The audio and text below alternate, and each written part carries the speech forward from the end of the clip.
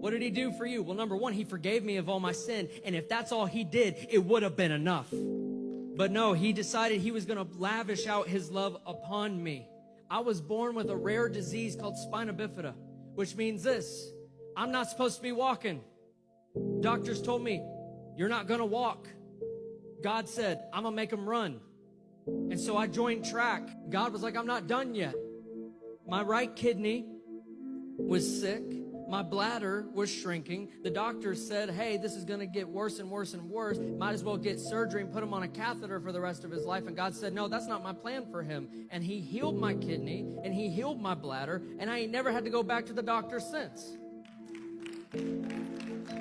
Because I was born with spina bifida, where if you're looking at a baby, you see their back like this. It's arched, the spine is in there. But when I'm born with spina bifida, my spine protrudes out my back. And I have a cyst on it, and they have to cut the cyst off, and they have to put the spine back in. Now, because of this, the doctors told us he was born without a bone in his lower spine. So I was never allowed to play sports, because they said if he gets tackled the wrong way, he could be paralyzed.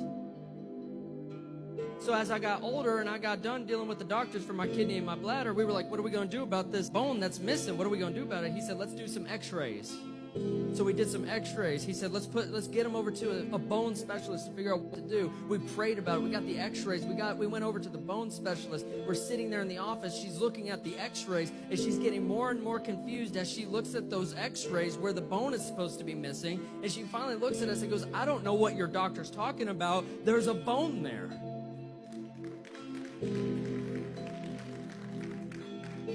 So the God I'm telling you about is not a dead God. The God I'm telling you about, he's a living God. The God I'm telling you about is the God of all creation who made me in his image. He made you in his image. And so I don't want you to walk in here and be like, this is church as normal. I'm going to sit, do my thing, and I'm going to go home, and then I'm going to continue living in my life of sin. I'm going to keep going back to the things, looking online at things I know I'm not supposed to be looking at. I'm going to go home, and I'm going to continue my fit with rage and anger. I'm going to go home, I'm going to continue dealing with drugs. I'm going to go home, I'm going to continue drinking with alcohol. I'm going to go home and cheat on my girlfriend. We cannot keep doing this if we are calling ourselves Christians. And some of you in here, you may have never even been a Christian. You're like, I didn't know what I was doing was wrong. The fact is that we as a nation have become so numb to the things of God. But your generation is awesome. Your generation is awesome because you're the ones that are coming up. You're the ones that have the power inside of you to change a nation.